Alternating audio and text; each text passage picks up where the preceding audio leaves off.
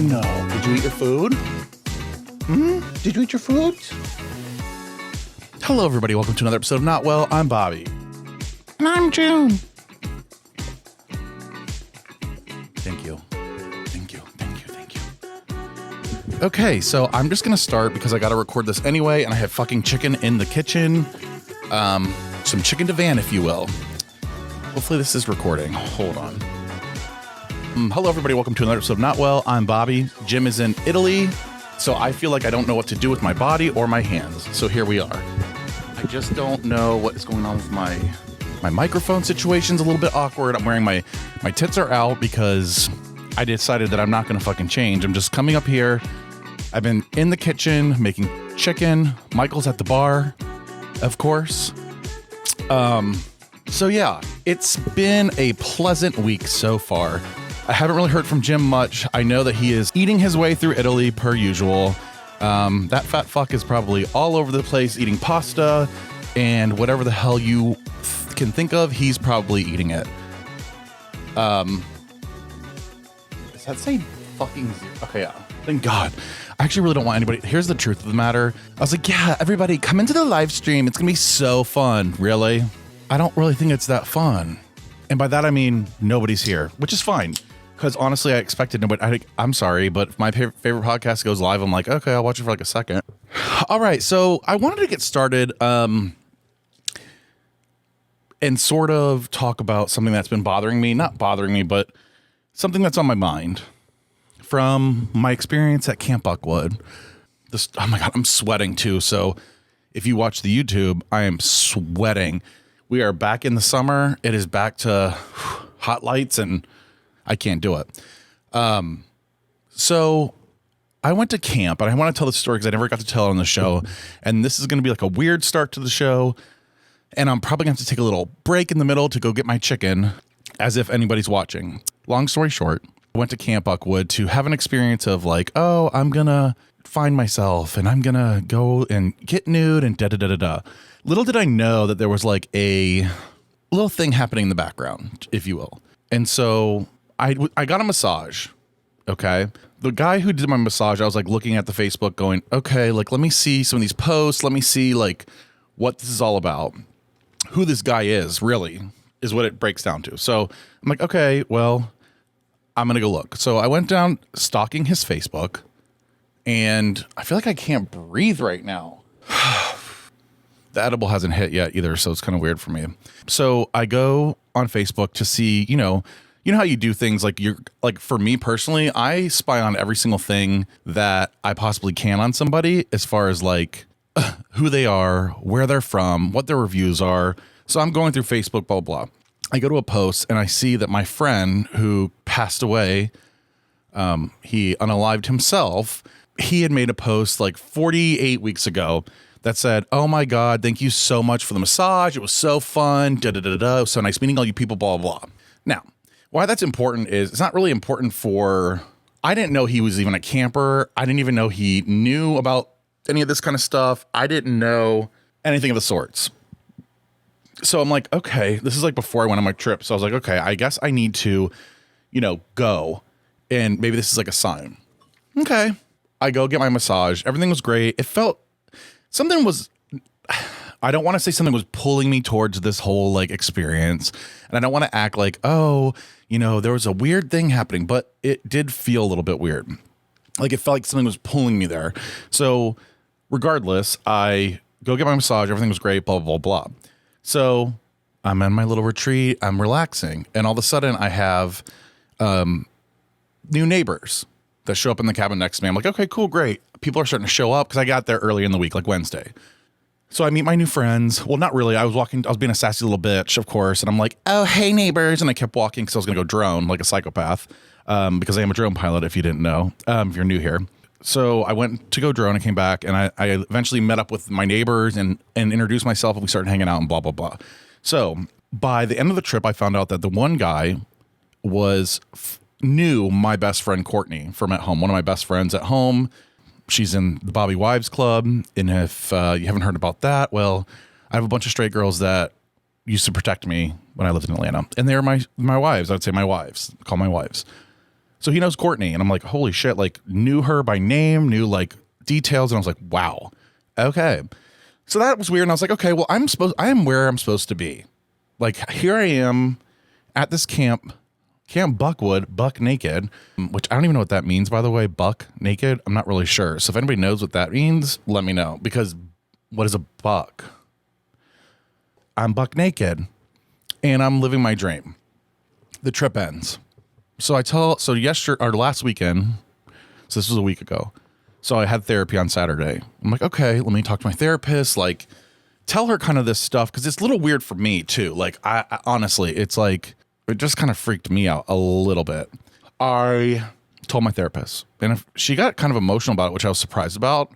She was like wiping her eyes and she goes, I feel like she's like, I don't want to use the word haunting, but it feels like a good haunting. Like it's like he's there. He's letting you know that he's there. And so I was like, okay, weird. So she asked me a question I didn't even think of. And she said, when did he pass from the time that he left Camp Buckwood, or he made that post, to the time he passed? Well, it was only like 4 months, 5 months. So I go back to my Facebook stalking. Stalk. I'm stalking my friend Justin's page just to see like what he was going through, sort of, and like try to like, because when he first passed away, I like was just looking at current things happening, like current. I don't know. I didn't hear about a memorial. I didn't hear about any of that, but like I was just always looking for something, whatever, trying to find out answers. And so I'm going through his Facebook. I'm like, yeah, okay, whatever. I see a picture of somebody that I see that is familiar to me. That somebody, you ask? It was my neighbor at camp's partner. So the one that knows Courtney, his partner knows my friend Justin. And so does he, apparently. So the couple knows Justin. They met at Camp Buckwood less than a year ago. They are both from Cincinnati, so they started hanging out in Cincinnati. And I just was like, what the fuck?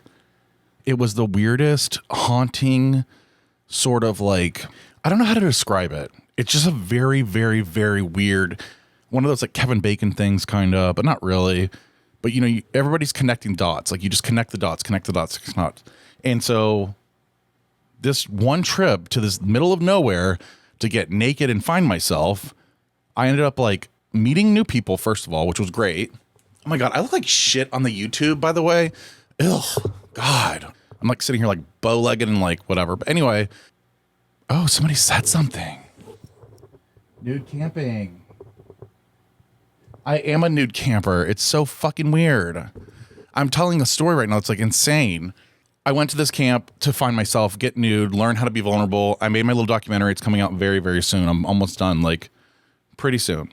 And so what I got out of it though was like such a big thing. Like it made me think about my friend Justin now again. And then I think, did he not have something to do with it? Because that's weird, but like, do I have like a guardian angel? If you will. Maybe you can shove it up my pussy and close it back together. I don't know. I just thought that was very bizarre. I had to tell that story at the very beginning because I'm like, holy shit.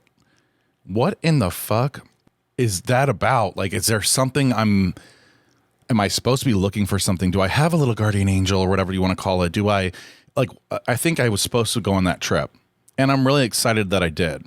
So anyway, that's that story. We do have a hotline, 614-721-5336. That's 614-721-5336. Give us a call on our hotline because we really enjoy when you guys call us. Like, it's entertaining, not number one, but number two, it's like, June, I'm going to make you leave the room if you don't stop whining. Come here. Thank you. Are you going to be the other co-host? Okay. Sorry, this is like, how do you live stream and have your dog just like sitting on a fucking... I should have just probably solo podcasted and had this come out like a normal human, but I thought, I've never streamed before, so why not just try it, I guess. What was I even talking about? We have a phone line. I also took an edible, so of course that's going to kick in any moment now, and then I'll be saying all kinds of crazy shit, probably in a whole K-hole of randomness, because there's a lot going on in the world, okay? Like, a lot. Oh, excuse me, ma'am. It's really weird without have a host. By the way, without a co-host to bounce shit off of, I'm like, literally free falling right now. I like being alone, but I also fucking hate it. It's so awkward. It is so awkward. And I think my edible's kicking in, so now I'm like really freaking out. I'm making chicken if you didn't hear that already. So what is it, baby? Oh, hi, baby June. Oh, June, you got a shout out. Speaking of my wives, one of my wives is in the actual YouTube room right now watching live. Heather. I was telling people about my wives in Atlanta who used to protect me. I was thinking today, and I don't know how everybody else feels, but in the gay community, there's, what do you want to say? You didn't say qua. You share a lot, if that makes sense. Like, so the example is I had a friend text me and say, hey, do you know so-and-so? And I'm like, oh no, I know what that means. That means you're trying to get like, well, oh no. I was thinking about it. And so he basically was like, hey, do you know this person? I was like, yeah, 10 years ago, I was on Craigslist, la, la, la. He told my whole story about Craigslist and all this shit. I got to thinking, I was like, it's got to be weird for straight people to hear gay people kind of talk and like be like, oh yeah, I fucked him. It's fine. Da da da da da. And so, and I know people change over the years, but I was thinking, I'm like, is it weird? Is it weird for people to that like we just toss everybody around like, oh, I fucked him, it's fine. Oh, he's got a nice ass, or oh, it's like it's starting to get closer and closer, closing in, and then especially after my little thing at the camp, it's like, does everybody just know everybody at this point? Like we all just fucking each other? I don't. Okay, I can't read. I wish I need to actually get on my phone to the YouTube so I can read the comments because I'm blind and I can't see literally 5 feet away from me to see. I see people are commenting, but I can't really see that close. So let me see if I can get on the live stream myself. You haven't mentioned you're supportive. Oh my God. Okay. Perfect, Dennis. Thank you. This is crazy. Okay. So I went through all this shit with my boss. Dennis asks, what's going on with my boss? My crazy, like really supportive boss. Cause he's like, I've had problems. I realized that I don't want to say conquered him. And I don't want to say that he can't go back to being an asshole. But when I had a one-on-one conversation, this is actually what sparked me going to the gay campground by myself and getting naked. When I become vulnerable, I become my best. And so, like, I hate this right now. Like, I hate staring into this camera. And, I mean, you should see the fucking setup right now. It's unbelievable. I was actually talking to my therapist about this on Saturday. I have learned how to cope with my boss. And by that, I mean, he tries to get a little narcissistic and all this stuff, but ever since I had a conversation with him and got very vulnerable, and when he asked me, he said, what's going on? What's wrong? Like, why does it seem like there's a disconnect all the time? And when I said, and he said, I want to change whatever. And when I said to him, the problem is that you can't change because that's who you are. And that came out kind of harsh, I'm sure. I think it took him back a little bit. He was like, what? Because I'm one of those people that you really don't, it's kind of a bad feature of mine, but you don't necessarily know that I don't like you until you fucking push me over the edge. And then I'm like, I can't stand, like, then I'm like, it goes from 0 to 60 immediately. To be able to be vulnerable for a second with my boss and just say, hey, you know, I don't like really the way you manage is what I said, I think. I mean, I was like, I don't think, you know, I don't really have a problem with you as a person, but I have a problem with like the way that you treat me. And so telling him that and having a 45-minute conversation about it completely changed our relationship.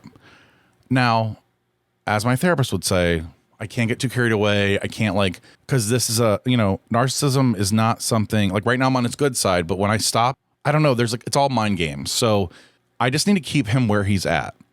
So that means I communicate a little bit extra with him maybe, because he likes that. I try to understand and listen to him from that angle, which is weird because I was really to the point where I was done. And then I'm now becoming the bigger person per usual, but it's in a different way because it's me. I can't control what he does, but I can control what I do. And so that's the biggest lesson I think I've learned over the past probably 6 months is I can't control anything. Like literally, I was thinking today, I was like, you can't even control when you die, which is great. Well, I guess you kind of can. Now I don't know. Just don't fuck my dad, all right? But, I don't know. It's very interesting to say the least. So regardless, I know what does this say? Scary as fuck. Yes. It's very scary because I don't know if anybody else does this. And maybe, I literally will sit there and go, I really hope I make it to this next event. I really want to go see XYZ, or I hope I get to go to this trip. I hope my whole life has been and it's not good. So I'm not saying this is right. And this is probably why life is flying by. And I'm just like, holy shit, I'm 38, almost 39. Like, I started this podcast when I turned 36, the day after I turned 36. And here we are rolling towards 40 like it's nothing. I don't even know what I was saying. Now I'm on a whole fucking other kick. But regardless, this is bad. This is where I need Jim. This is where Jim would come and go, okay, you were talking about this. And this is the part you guys don't see either. So like a live stream is scary because then if I lose my place, I can't just like delete it out and then make it look like I was perfect in the conversation. Because I wasn't. Usually I'm not. Usually I'm a mess. Honey, what's on your arm? Okay. Honey, here's what's on my arm. I actually told people at work today, and I've been wearing this a little bit recently. I have mouse elbow. Now, it's embarrassing to say because I'm not like, okay, I'm not fucking, doing sports, which I did do a sports thing this weekend that I will tell you about. But it's like, it's for mouse elbow. So basically it's tennis elbow, but like, cause I click the mouse all day long and then I come home and I edit and then I come home and click this and click that. Then I play my PlayStation. Yeah. What's the name of your OnlyFans? Okay, D. All right. I don't have the name right this moment, but I can get it to you off the air. I'm still working on it sort of, but that's kind of flattering. Thank you, D. Wow. So I don't even know what I was saying again. Okay. Well, let me tell you a story about this weekend. So I went to Topgolf. Now, I don't know if anybody's played Topgolf before. I am an ex-athlete, and I can say that with confidence. I really was like kind of athletic. I'm a big guy as well, so I'm able to, let's just say, shift my weight when I'm hitting balls. When I'm hitting golf balls or baseballs, I can shift my weight and hit it pretty far. So I haven't picked up the golf club in probably 10 years. I got up there and I ripped it. I'm talking perfect swing, perfect, I hit it to the fucking back of the goddamn Topgolf net, and all my friends were like, what are you, like, nobody knows this about me that I can like actually, my friends at home know that I'm athletic or I've played before, but like I played competitive basketball, I worked on a golf course, and I played travel baseball. So like I'm verse, if you will, with sports. So also I'm going to take this time, if you haven't subscribed, please subscribe. And if you haven't shared with your friends, please share with your friends. I don't even know, this is not a typical episode. And if you're new here, which I don't know if anybody's new here, I apologize because this is probably really terrible. You really need a wingman, and I'm one of those people that really need that wing person. There's also something else I realized about myself, and it's not new news, but it's news. So I hang around a bunch of Leos and a bunch of Scorpios is basically my life. I don't know why, but Scorpios very much, I'm attracted to them in a way that's not like I think Jim's a Scorpio. I think. Yeah, he is. I have 4 friends. I have like 7 friends that are Scorpios. But I will say there's nothing like a Scorpio woman. Now, what I mean by that. Scorpios are, I don't even know how I'm on Scorpios. That's the other fucking part. Like, what is going on? But I was thinking about it. I was like, I don't know why, but I can pick a Scorpio out anywhere. If I meet you, I can probably tell you if you're a Scorpio or if you're not. I don't know the other ones. Like, I don't even know all the signs, to be honest. Like, I don't, even though I have a workbook here, a chakra workbook. I don't know if that even has those. I don't even know if it's the same thing. Not really. I don't know the zodiac signs. I really don't. And I actually hate when I'm like, are you a Cancer? Because, of course, I'm a hypochondriac, and I'm like, I don't want to say if he's a Cancer or not because it's Cancer. I don't know. It's unbelievable. But I can definitely pick out a Scorpio and a German man. Those are the 2 things I can fucking pick right away. Boom. Done.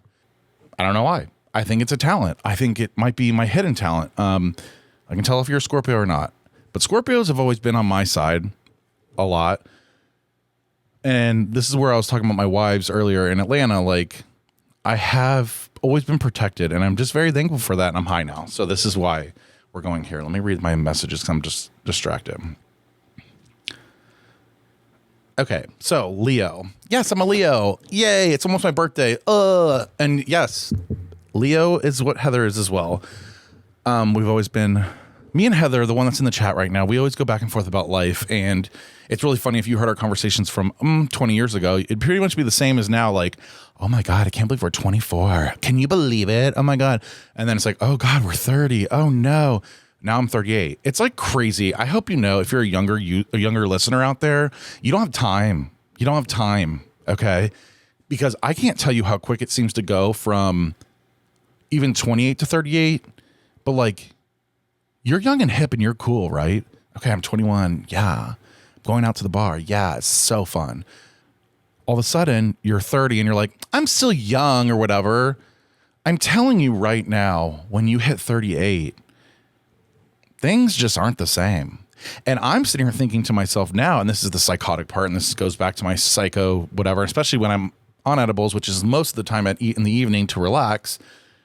I go into this deep thought of like, oh no, what if this is the last time I breathe? And I'm falling asleep as I'm saying this. Like, it's no wonder I have like nightmares and night terrors, because I'm thinking, oh my God, I'm not going to breathe when I wake up, or not going to breathe that doesn't make sense.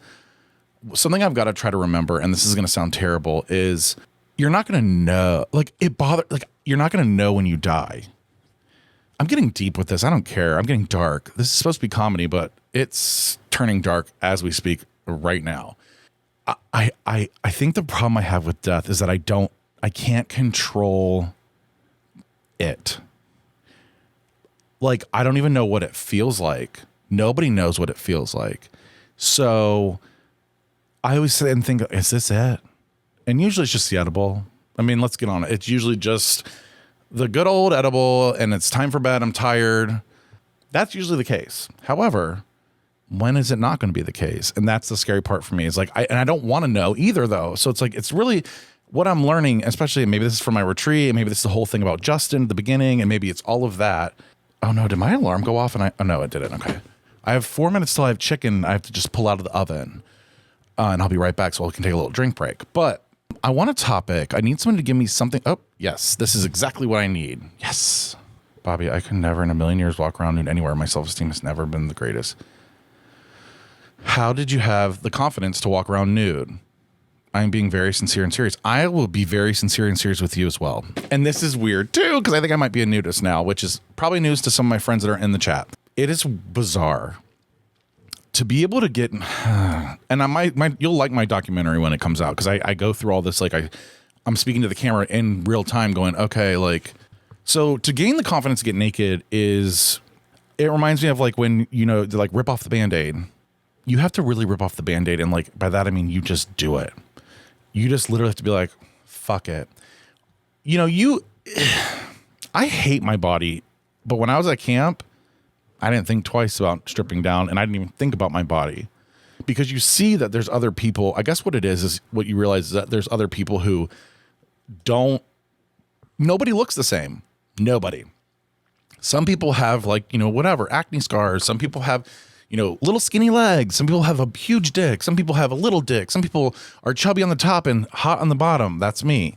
There's things that everybody is. And so when you see that and you experience that with others who are probably feeling the same way as you gain a whole new perspective and a whole new like confidence on just bringing yourself to the table. It doesn't matter what you're wearing, what you're doing, who you are. When you're naked with a bunch of other people, you're just you. I don't know how to describe it. It's kind of like, again, I'm really in woo-woo, like, oh, open your chakras. But it's true. Oh shit, the chicken's done. Fuck. Well, maybe it's not done. I'm gonna give it another. Yes, Heather. Yes, confidence does come with age. I feel like I've never. Again, I'm the guy that doesn't take off his shirt. Like, I'm the one that, and of course, though, growing up, it was like, okay, so I played basketball, right? Well, there's a thing called shirts and skins. Now, ladies, I don't know if you know what this is. I'm sure you do just from being at the same place as boys who are doing shirts and skins. But when you're playing basketball, you need to know your team. Well, you don't always have, which I used to love when the coach had jerseys. You don't have usually you can get this little red jersey thing you can throw over you, and then you're the red team and the other team's the other, not the red team. When you don't have that, it becomes shirts and skins. So here's what the coaches would do. They would be like, okay, line up. And they'd be like, okay, Jim, shirt. So-and-so, shirt. so-and-so shirt, blah, blah, blah, shirt, rest of you skins. And I'm in the rest of you every fucking time. I used to hate my tits. I still do. I was like, oh, my man boobs. And I didn't have hair under my arms until I was like 17, 16, because I went through puberty late. So all these things, all these factors, and yet here I was always being a skin. So I think that probably scarred me for a little bit. Moving on from that, I guess, the nudism part is hard. Like, it's hard for me. It's hard for me to be able to just be like, yep. It's hard for me to go to the pool. So it's been like a little slow process, I guess. I used to not wear Speedos, and now I do sometimes. And I went to the first time I went to a gay campground, which was like 2 years ago. I put on a Speedo for the first time and wore it. And I thought, oh my God, it's groundbreaking. It's fucking groundbreaking. Like, here I am walking through, and I had a lot of fun at that camp, and there were people naked, and I still just wasn't ready. So on this last trip, it was like, okay, like it just feels different when you're swimming, when you're outside. It's very primitive, yet it's just a different feeling. And so I think the way to get your confidence is just to practice. So maybe start with the Speedo, maybe try to just be naked at home. Maybe you're like me, and this is the whole vulnerability thing that my therapist was saying is I have to just become vulnerable. Like, I have to be in the worst situation ever and sit in it for like, a couple minutes, 5 minutes is all it really takes for me. But I have to be there in that awkward, like, you're really just sitting in your emotions, and you're sitting in your, like, you have to feel that awkwardness. You're just like, oh my God, like, you just want to fucking scream, and you just want to, like, whatever. And when I personally do that, once it passes, because eventually it's like, okay, well, what are you going to do? Like, here we are. Like, what am I going to do? What are you going to do? I can't get rid of this belly right now. So either I'm going to have fun, or I'm going to bitch and cry and just sit in my cabin all weekend and not have fun and not, you know what I mean? So it's one of those things where it's like, just go fucking do it, rip the Band-Aid off. But also I understand completely because I am the guy that doesn't take off his shirt. And now I do. I also got confidence when I became like a bear, quote unquote, after I came out and I learned that I was a bear. I was like, oh, there's men that like this. And also, just a little side note, and this is probably just a little bit probably stupid, but I think all men and women, actually, they really like a big guy. They do, deep down. They won't admit it because society, but I think people really do like thick. They do. You want to be, protected. I don't know. Even though I'm not really a good protector, because I'm like, oh my God, hold me, I'm little. And Michael's like Michael has to regularly say, oh, you're little. I'm like, like as a joke, like, oh, I'm so little, hold me. It's so embarrassing. So fucking embarrassing. But it's true, and it's all. So do you guess what I'm going to do next, though? This is the thing that I haven't shared with anybody yet. So being vulnerable, as you can see, I am terrible at sort of talking right now. I can't even keep a fucking thought when I'm by myself, but that's what's awkward about it. And now I'm starting to get on a roll. Maybe it's the edible too, again, but like I'm getting on a roll right now. I feel like I can start talking, and and talk about what I want. And now I'm going in my head going, oh my God, what are you saying? Shut up. My own insecurities are attacking me at all times right now. Like, literally, I'm looking at myself on the screen going, oh fuck. I used to be scared of my voice. So the next step in my my phase of becoming vulnerable, I'm going to do a stand-up comedy set. Now, this isn't the first time that I've said this, and this is not the first time that it's necessarily been brought up, but there is a place up the street. Literally, I can walk there from here. And, oh, fuck, the chicken. Okay, can somebody hold this thought for me? I'm going to be right back. I need you to hold the thought of, I'm going to tell a story about my stand-up and what I saw and what I can go to. Okay, I'll be right back. I'm going to act like I had it once. I'm not breathing heavy, but I am. Hold on. So I get nervous again, and then I'm like, oh, I'm breathing heavy. And then, but anyway, I was on the website, on Instagram, just perusing around, and I can't breathe still. I need to just have a moment. There we go. Everybody take a deep breath in, okay? Okay. It's crazy what your body does. But so I was going through Instagram. This is right after I got back from camp, and it was this guy, Mikey. He lives locally. He has a pizza place. It's really good. Mikey's Late Night Slice. And he bought the building up the street, and he has a restaurant there, and he made up this thing, a comedy club. So anyway, every first Monday of the month, though, it's first timers open mic. So meaning I'm sure they let people come multiple times, but like for the most part, the people there are all new, brand new. So you can like bring up paper if you wanted and like kind of read a monologue, which PS, I hate reading out loud. That's another fun fact about me. So why not just get in front of a microphone and talk to people? Like, what the fuck am I doing? You're an asshole, and I don't like you. I'm going to go do stand-up comedy. I'm going to record it like I did my trip, my camping trip. But I'm going to do stand-up comedy to, again, sit in that vulnerability and be like, okay, like, listen to me now. Like, I'd go up there and be like, so my name is Bobby and I'm, like, because I'm so worried about that moment. I've got to stand there for a second and go, and this is what I did in nude camping. You just kind of have to go like, okay, well, here I am in front of everybody now. What am I going to do? Am I going to panic? Why panic? These people don't know me. I don't know them. I don't give a fuck what you think, but I do. And I don't know why. It's really awkward and weird, if we're being honest. Okay. I thought about actually my set could be talking about gay camping, because a lot of the straights don't know about gay camping, and they're like, oh my God. Like, and the gays are like, yeah, it's just normal to walk around naked and end up jerking off in the woods together. And straight people are like, what the fuck? Like, no, I don't like you. I don't want to lean on my obvious things, I guess, because I could easily go into fat jokes and gay jokes, like easily. I want to like somehow, I love the comedy that like swings you around in circles, kind of, where you're like, they're going along, they're telling a story, and then they kind of veer off, but then they end up back, and then it all ties. I just love that. I love when it ties back in.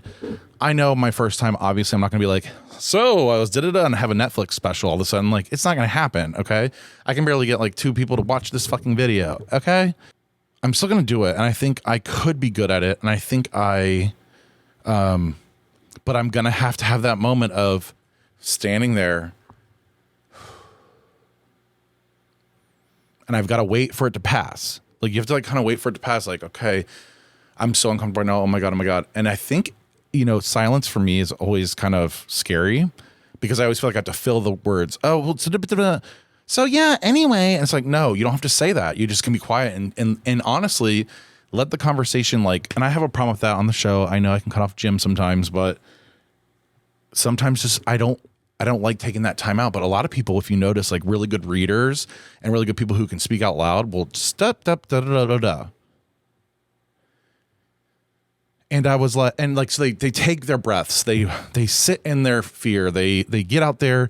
And it's really funny because you also hear stories about stand-up comedians that are like really good at, like Chelsea Handler. And they're like, if you don't get nervous, then you're dead inside basically, and you shouldn't be doing this anymore. But like, I think it's so fucking incredible to hear that people who you look up to and they're speaking out loud, they're scared shitless too. So I'm trying to apply this in sort of every little, you know, nobody really wants to, you know, be in front of the class reading. Nobody wants to have their shirt off in front of everybody if you're chubby, but like, also it doesn't matter. Like, it doesn't matter. And honestly, half the people are thinking about themselves because they're all fucking freaked out about their turn to go up to stand up. So I'm standing up doing stand up to nobody, basically, because everybody else is going, oh my God, I'm about to be up there. Or they just finish and they're like, like, have you ever whenever I have a really nervous thing, there is nothing like getting through it. And then after I'm like, oh my God, my muscles are like relaxed. Like I can breathe again. It's crazy. So that's what I'm going to work on, is speaking and then pausing. So Dennis in the chat says, I took speech classes and like this. I'm nervous about reading this right now. The papers were written fine, but speaking in front of others was part of the grade, and I didn't do well on that part. Okay. That's why I didn't even finish college, was because I didn't want to take the public speaking class at Kennesaw State University. So I decided that I would skate around it and then I was like, well, I guess I'm just going to quit school and go into a trade. So anyway, back to my story. I just wanted to address that, Dennis. And Dennis, I really like your question, so shoot them at me. We got about 15 more minutes I want to get, and then I can edit it down and blah, blah, blah. I'm not really good at like I like how people are throwing the Batman story. Okay. All right. You asked for it. So my friend Heather wanted me to tell. Oh my God. Oh, that's what I could tell on the comedy. Yeah, I could just be like, yeah, I'm a shit show. When I was 21, I decided, and this is the thing that's kind of, and this is going to be weird for you, but like, I'm the one that should want to eat. You know what I mean? Like, I'm the one that you assume was wanting to eat at Steak and Shake and get milkshakes and fries and all this shit. You would assume that that was like what what I'd want to do. Well, no. One night, my friend Heather, who's in the room right now live with us, we all went out and she drove. So the Batman story is what we call it. So everybody wants to go into Steak and Shake. So they go to Steak and Shake, and I'm like, I'm really drunk at this point. This is when I used to smoke cigs. So I'm like outside smoking cigs, like living my best life. This is before an iPhone, though. This is before, I think I might have had a flip phone. Like, you can't really do anything on flip phones, but like, so I couldn't like just wait around. Like, I don't want to. I was just like kind of drunk and done. So I decided that it was appropriate for me to then just walk home from where I was at without telling anybody. And again, mind you, this is pre-iPhone. So I decide to, and this is it's gonna sound really bad, and it is. But I was young, remember? This is when I was kind of stupid. I walked to the highway, which is because we were one exit up from our house, but it was a short exit. I knew that. I was like, it's like a half mile. So I was like, I'm going to walk along the highway, not on the highway, but there was this like whole bottom ravine where I guess if a car flew off and into the air, it would have hit me, but like it'd have to be like Fast and Furious kind of shit. So I start my journey across the highway to the other side of the fucking exit, and then down the highway ramp, up the exit ramp to where we lived. So I get almost home, like, honestly, and I'm sure they were all looking for me. I'm sure, honestly, I really am sorry about this because I think about it now, and I would murder my friends if like all of a sudden they were like gone, and then I see them walking down the road like a jackass. I'd be like, fuck you.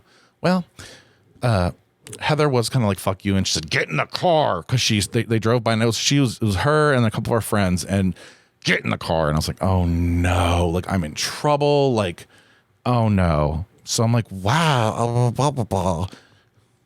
Okay. We get back to the place, and Heather is furious at me, furious. And I'm like, I'm sorry. Like, I'm drunk. And it's when you're 21, being drunk is not cute because you're just like, you're just nasty. Do you know what I mean? Like, you're just like, it's never like a light drunk. It's like, you're drunk, you're blacked out. And of course I didn't eat. So everybody else is kind of eating a little bit and had a little in them. And Heather's obviously not drinking because she's driving. So I'm sitting here thinking like, okay, so she's the one that actually is getting a front seat of all this in the most clear image ever. And meanwhile, I remember talking to my friend Ryan was there. And I remember saying to him, she hates me. Now, this is when I did start antidepressants. And this is like when I would first drink on them. Like, it would really kind of like obviously make me a little cuckoo. So I was like, Heather, please talk to me. Please. Nothing. So I then decided that I was going to be Batman and fly off the back deck on the 3rd floor. Okay. That's stupid as hell. So Heather's like, at this point, I'm going to, like, she is to the point where, I mean, she almost beat the fucking hell out of me. And honestly, I don't blame her.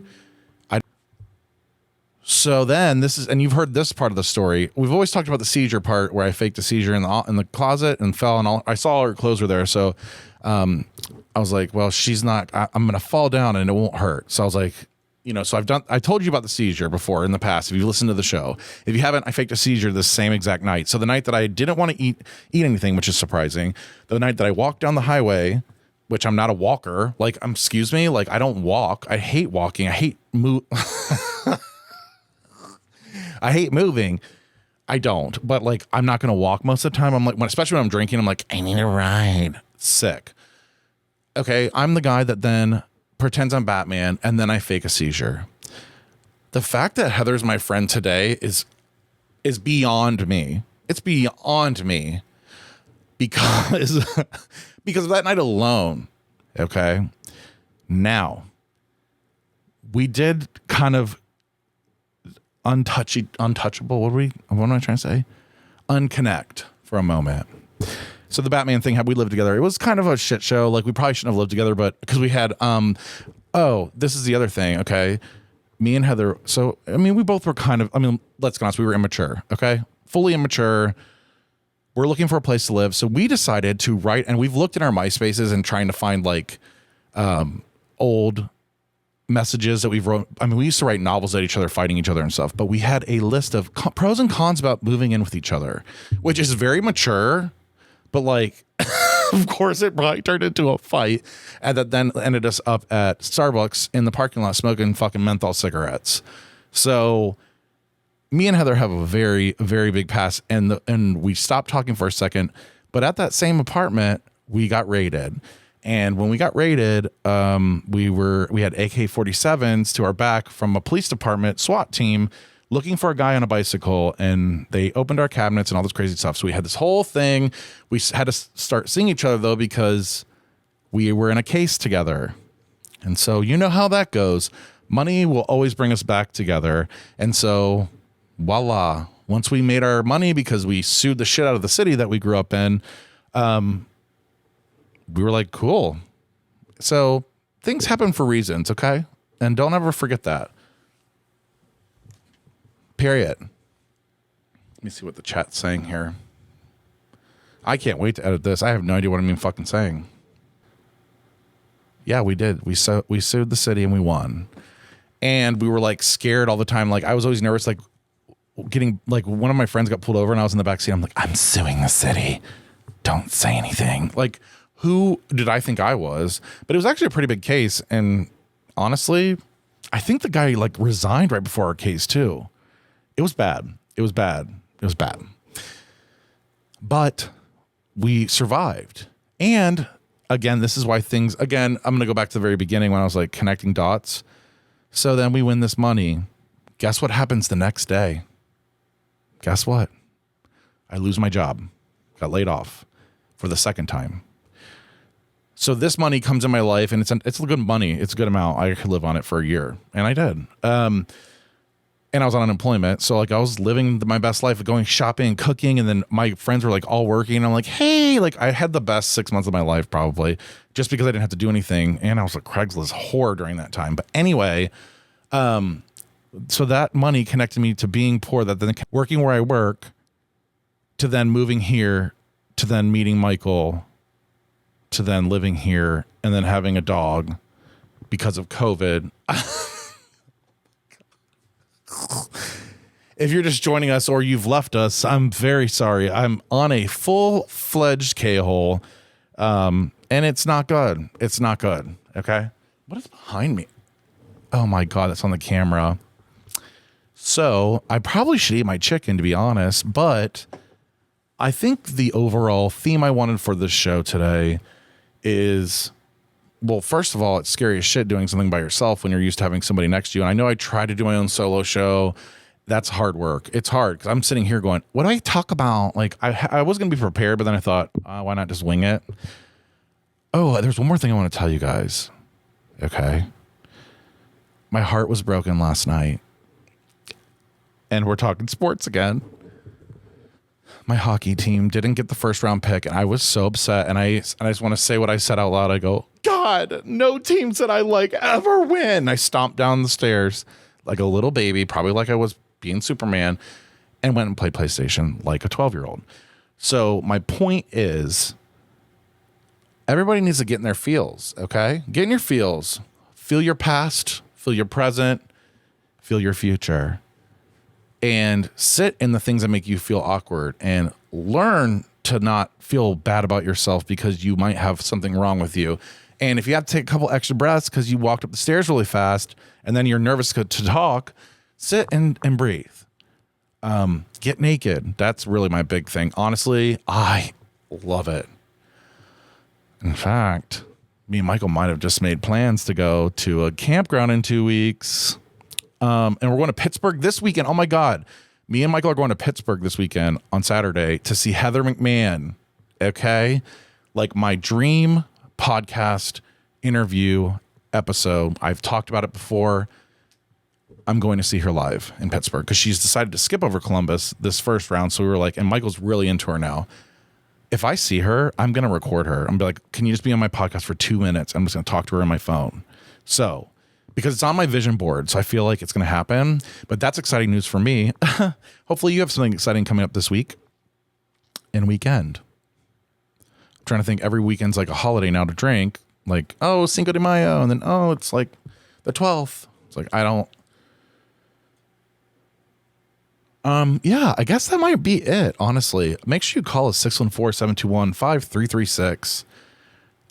We really do enjoy your voicemails. I know we can't force like stories out of you, but like I would like, honestly, if you have never called before, I want you to call and tell me how you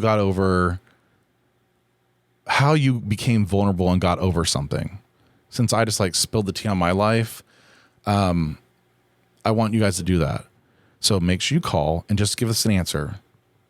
What did you do to, or I don't know, just call the fucking hotline, okay? It makes the show better and it makes my life a little bit easier. So it'd be really nice if some of you could just call in and tell me your shit show of a story so that when I'm telling mine, I don't feel as guilty and bad. Oh, I'm going to check this last chat message. It is Mother's Day this weekend. So please, everyone, make sure, I believe we all have a mother. I think that's the one thing that we all can say. Whether you're with your mother now, if she's passed along, or whether you don't speak to your mother, it's Mother's Day. And we just got to be thankful that they were able to birth us. Because think about what a pain in the ass literally we are. Like, yikes. It's no wonder moms and babies are so I can't even. Anyway, I don't even know where. I'm not going down that road right now. But I'm just saying. Trying to think of anything else that we need to do. I think that's it. Is Mike home? Mikey? He's not home. Thank you so much for coming to the live stream of Not Well Podcast with me. I'm sure it's been so fucking fun for all of you. And I really appreciate you. If you're a listener, if you're a watcher, if you're just joining us, if you're, I really love doing this shit, and it's fun, and I'm being vulnerable. So that's what I'm saying. Once you sit and you're vulnerable, then you like notice things that you like that you never thought you liked, like speaking with full headlights on right now. I'm telling you, if you could see this, you'd be like, what in the fuck? Full bright lights, a light above me. Okay. The TV screen. Like I'm going to post a picture of it. I bet you guys didn't know this was happening here. Like behind the scenes, you know what? When you come here on the live, you might see something that you never thought you would. But anyway, thank you and have a good week. And I don't know if Jim's going to be back or not. And also, if you're in Columbus, I want to guest host. I want to like try to bring some people in just to kind of keep it going, keep the flavor moving. So I don't know if we're going to be able to record next. I think we're going to try next Tuesday, and he just got back. He's just going to get back that Monday. So who knows what kind of Jim we're going to get. You'll probably get the same me, which is you never know what kind of fucking rabbit hole I'm going to go into. And yeah, have a good week. Thank you. Bye. Love you. Mwah.